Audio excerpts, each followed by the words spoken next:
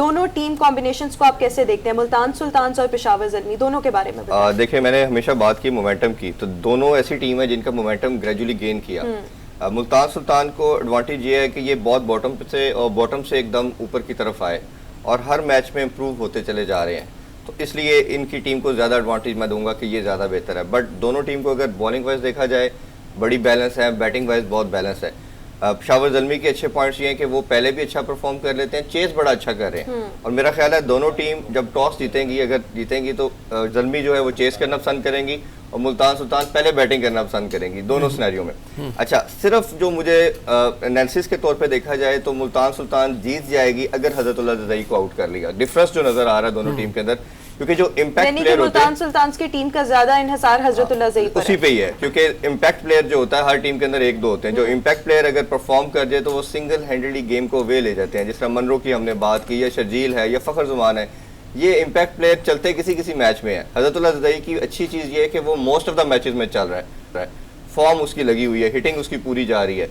तो अगर तो इन्होंने होमवर्क उस पर अच्छा किया, खासतौर पर सोहेल तनवीर की मैं बात करूँगा, मेरा ख्याल है कि बहुत सीजन लीग क्रिकेट के बॉलर हैं, उनके ऊपर ज़्यादा इन्हिसार करेगी मुल्तान सुल्तान। अगर तो उन्होंने उनको पहले 4-5 ओवर के अंदर आउट कर लिया तो मुल्तान सुल्तान के लिए ये गोल्डन अपॉर्चुनिटी होगी ये PSL जीतना, बट अगर ना सके मुश्किल होगा।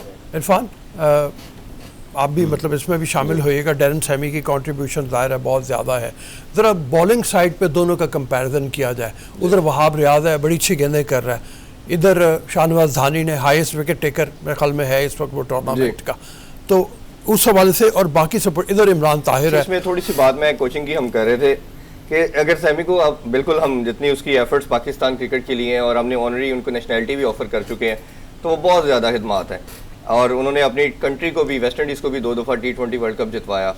लेकिन इसमें कोचिंग थोड़ी सी डिफरेंट चीज़ आ जाती है। कोचिंग एज ए मेंटोर तो आप मोटिवेट कर सकते हो लड़कों को, जो गेम प्लानिंग या अवेयरनेस है उसमें मेरा ख्याल है एज जो जाता है एंडी फ्लार्क को जाता है। अगर हम उन दोनों को एज ए कोच दोनों का बैलेंस देखेंगे तो वो एडवांटेज फिर मुल्तान सुल्तान को एज ए कोचिंग का जाता है, जो इतनी क्रंच गेम के ऊपर आपकी गेम प्लानिंग क्या होनी चाहिए, किस तरह का आपने वर्कआउट करना है प्लेयर्स के ऊपर, तो वो एडवांटेज उधर है। दूसरा, कैप्टन का भी थोड़ा सा हम डिस्कस कर लेते हैं, वहाब और रिजवान की कैप्टनसी। रिजवान जो है वो हम देख रहे हैं बड़ा श्रूड और बड़ा क्लेवर कैप्टन बनता चला जा रहा है। उसके अंदर जो गेम अवेयरनेस की मैं बात करता हूँ, बड़े टाइम के बाद मैंने सरफराज के अंदर एक गेम अवेयरनेस देखी और दूसरी अब सरफराज के अंदर इसके रिजवान के अंदर देख रहा हूँ कि ये गेम अवेयरनेस उसके अंदर बहुत ज्यादा है। आप बैटिंग करते हुए देखें, उसे चेस करते हुए, चाहे वो न्यूजीलैंड में खेल रहा था या साउथ अफ्रीका में खेला या अभी भी खेल रहा है, तो गेम अवेयरनेस बहुत मैटर करती है। इसी तरह वो अभी इस नेशनल जो T20 कप हुआ था उसमें भी उसने अपनी टीम को चैंपियन करवाया, उसमें भी उसकी गेम अवेयरनेस बहुत जबरदस्त थी। तो ऐसा प्लेयर जिसके अंदर गेम अवेयरनेस हो, वही आपका कैप्टन हो, तो पूरी टीम के ऊपर इम्पैक्ट पड़ता है। जैसे धोनी की मैं हमेशा मिसाल देता हूँ कि इस डेकेड के अंदर सबसे कामयाब कैप्टन धोनी था, क्योंकि उसके अंदर गेम अवेयरनेस इतनी ज्यादा थी कि वो अपने किस प्लेयर को खिलाना है, क्या पोजीशन पे करना है, बॉलर कब चेंज करने हैं, कूल रहता था। ये सारी कैरेक्टरिस्टिक्स मुझे इसके अंदर रिजवान के अंदर नजर आती हैं। तो उस लिहाज से देखा जाए तो ये भी एडवांटेज। अच्छा, वैसे इरफान जी आपने एक बात की कि हजरतुल्लाह गेम चेंजर है, वो अगर उसको उसकी विकेट ली जाए तो क्या पलटा पलट सकता है। अब मुझे ये बताएं कि भाजी मुल्तान सुल्तान में ऐसा कौन सा खिलाड़ी है जो भारी पड़ सकता है पेशावर ज़ल्मी को? बैटिंग की बात करें तो ऑब्वियसली इम्पैक्ट प्लेयर जो आ रहा है वो शोएब मकसूद आ रहा है। शोएब मकसूद जिस तरह की पावर हिटिंग कर रहा है और जिस तरह के वो अटैक कर रहा है, और शुरू में ही वो इम्पैक्ट बहुत ज्यादा डाल रहा है, फिर एंड में उनके पास फिनिशर बहुत अच्छे हैं, खुशदिल शाह है, रेली रसो है, ठीक है, तो वो फिर क्लोजिंग की तरफ बड़ा अच्छा मैच को लेके जाते हैं। लेकिन इम्पैक्ट ऊपर से डालना पड़ेगा। रिजवान के साथ जब इनका हमने कॉम्बिनेशन देखा, शान मसूद चले या ना चले, बट शोएब आके उस चीज को संभाल रहा है हर मैच के अंदर। और शोएब से मेरी अपनी पर्सनल भी बात हुई, मैं भी उनसे यही कह रहा था कि आपको अगर अपना ज्यादा इम्पैक्ट छोड़ना है तो आपको बड़े मैच में परफॉर्म करना पड़ेगा, क्योंकि मेरा खुद उन पे क्रिटिसाइज ये रहा है, इवन दो दोस्ती के बावजूद, कि आपको बड़े मैच में आपने परफॉर्म नहीं किया। फाइनल के अंदर हम बात करें, कई फाइनल वो खेल चुके हैं, बट फाइनल में उनकी इस तरह की परफॉर्मेंस हमने नहीं देखी।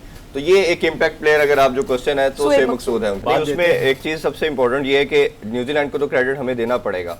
मेरा मानना यह था कि ये कंडीशन जो है इंग्लैंड की वो बहुत सूट करती है न्यूजीलैंड की कंडीशन के साथ, मोस्ट लाइकली सिमिलर है, तो उनके प्लेयर्स को बड़ा सूट कर रहा था, वो पहले खेल भी रहे थे।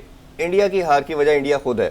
जितनी डिफेंसिव और नेगेटिव अप्रोच के साथ, टिमड अप्रोच के साथ भारत उस मैच में उतरा, आप देखिए जब वो बैटिंग के लिए आए इवन कोहली भी 2 के स्ट्राइक रेट के साथ खेल रहा था, ठीक है। तो वो आप जब इस नेगेटिव अप्रोच के साथ आते हो, मैं क्यों बात कर रहा हूँ धोनी की, धोनी ने आपको सारे टाइटल इसलिए जिताया कि अग्रेसिव कैप्टन था, पॉजिटिव कैप्टन था।